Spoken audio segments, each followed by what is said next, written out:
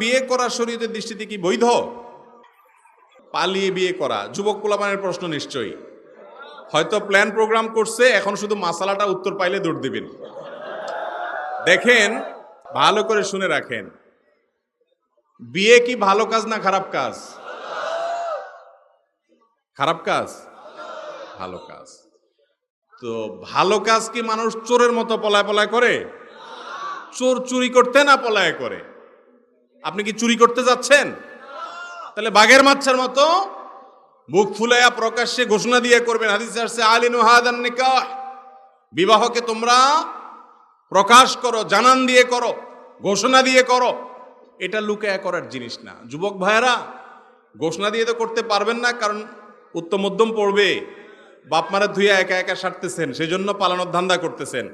আমার কথা শুনেন, বিয়ে জীবনে একবার করবেন, পালায়া টালায়া করবেন। যে মেয়ের হাত ধরে যাবেন বা যে মেয়ের যে ছেলে ফুসলায়া ফাসলায়া রাজি করাইছে পালানোর জন্য, মনে রাখবেন এই ভুলের কারণে সারা জীবন আফসোস করবেন, আর এই ভুলটাকে শুধরাতে পারবেন। কারণ কি? বিয়ে সময় মা বাবা, ভাই বোন, আত্মীয় স্বজন, এলাকাবাসী মিলে যে আনন্দ হবে, এই আনন্দ ওই পালায়া পালায়া চুরি করে বিয়ে করেনরা কোনোদিন পায় না। অন্যদের খুশির ছোটে বিয়ে হবে, আনন্দ হবে, এগুলো দেখে দেখে পরে আফসোস করবেন, হায় রে আমার কপালে কি হলো, অমুকের কথায় ফুসলানের চোটে তার হাত ধরে পলাই গেছে। এরপর দৌড়ের উপরে থাকবেন। খবরদার, অভিভাবক এবং মুরব্বীদেরকে সম্মত করে বিয়ে করবেন। বিবাহ বহির্ভূত সম্পর্ক করে এরপরে হাত ধরাধরি করে পালাপালি করবেন, এই সমস্ত নাটক করবেন না। এটা চোরের খাসলত। আপনি কি চুরি করতে আসছেন? কেন এই কাজ করবেন? অতএব পালাপালি করে বিয়ে করবেন না, এটা উচিত নয়। বিয়ে করবেন অভিভাবকদের সাথে নিয়ে। মুশকিল হলো কি জানেন, বিয়ের আগে ইবলিস আছে না, ইবলিস যুবকদের মাথায় ঢুকায় যে এই মেয়ের সাথে তোমার হারাম রিলেশন হয়ে গেছে, এইটা ছাড়া পৃথিবীতে অন্য কোনো মেয়ের সাথে বিয়ে হলে তোমার পুরো লাইফটাই মিসা হয়ে যাবে। একই কথা মেয়ের কাছে ইবলিস যায়, কয়েকশো ইবলিস হয়তো লেগে যায়, যায় বুঝায় এই ছেলে, এটার সাথে তোমার প্রেম হয়েছে, অবৈধ সম্পর্ক হয়েছে, হারাম রিলেশন হয়েছে, ওর সাথে যদি বিয়ে না হয় তোমার মা বাপ তো দিবে না হাবভাবে মনে হচ্ছে, তাহলে যদি এখন পালায়া না যাও, দোনোজন বিয়েটা করে না ফেলাও, তাহলে তোমার পুরো জীবনে মিশা হয়ে যাবে। এরপরে দেখা যায় 2 বছর, 4 বছর, 6 বছর, কারণ আসামি সব তো আমাদের কাছে আসে এক সময়। 2-4 বছর পরে যখন ঘোর কেটে যায়, তখন আইসা বলে, হুজুর ওর হাত ধরে পালাইছিলাম সুখের আশায়, এখন 2-4 বছর পাওয়ার পরে দেখি যে ওর চেহারা পাল্টে গেছে, তো অমানুষ। আমার অফিসে গত কিছুদিন আগে এক ভদ্র মহিলা আসছেন, তার ঘটনা শুনে চোখ ছলছল করে আসছে আমার। ভদ্রমহিলা বললেন যে হুজুর 14 বছর বয়সে তার সাথে রিলেশন করেছি, হারাম সম্পর্ক করেছি, 35 বছর এখন চলছে, সেই থেকে বিয়ে শাদী করে এতদিন চলছি, এখন সে অন্য মেয়ের সাথে সম্পর্ক করে বিয়ে করে সুখে আছে, আমাকে আর মানুষও মনে করছে না। এদিকে আমার বাপ মা 14 গোষ্ঠীও হারাইছি, তাকেও হারাইছি।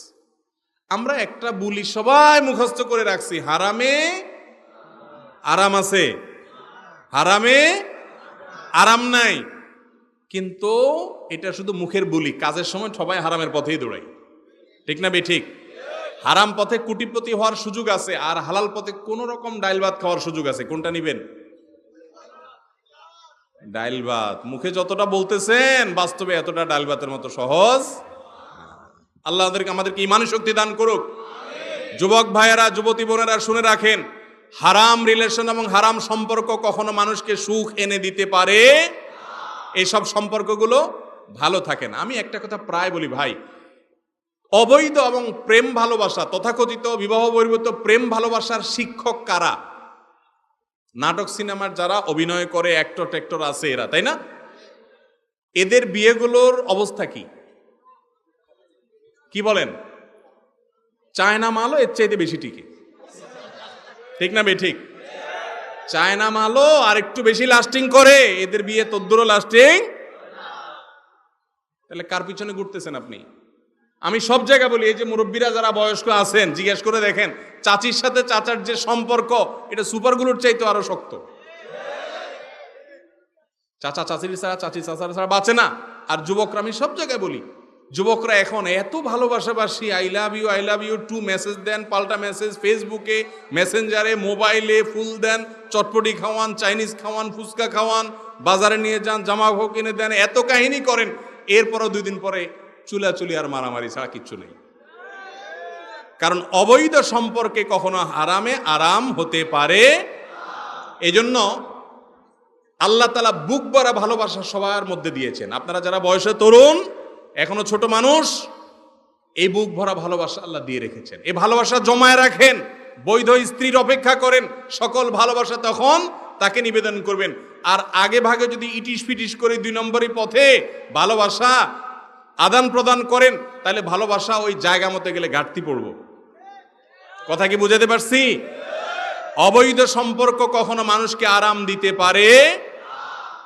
মনে করে যে না, এর ছাড়া বাঁচবো না, আর ওরে ছেড়ে থাকেন না, দেখেন না, দেখি আরো বেশি করে বাঁচবেন ইনশাআল্লাহ। নাকে তেল দিয়ে আরো ঘুম দেন। শয়তান এগুলো আমাদের মধ্যে তৈরি করে। আল্লাহ আমাদেরকে ঈমানি শক্তি দান করুক। অতএব পালায় বিয়ে করার নেশা মাথা থেকে দূর হয়েছে তো?